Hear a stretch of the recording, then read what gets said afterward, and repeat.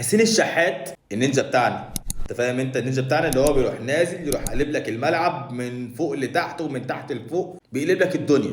ربنا يبارك لنا فيه. حسين الشحات جدد سنتين، واحمد عبد القادر جدد 3 سنين. حسين الشحات موهبه محترم، بنحب موهبته، بنحبه اصلا هو كشخصه، هو حد محترم، لاعب كبير، لاعب كبير قوي. احمد عبد القادر والنبي يا ابو حميد، ابو حميد بالله عليك العب للكوره بس يا باشا.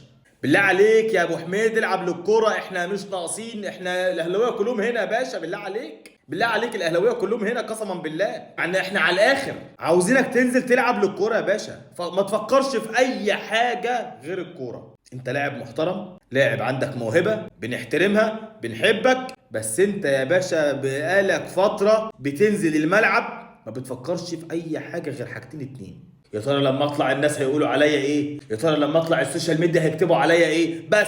بس يا باشا، يا باشا بالله عليك فكر في الفريق اللي قصادك يا باشا، انزل كل النجيله.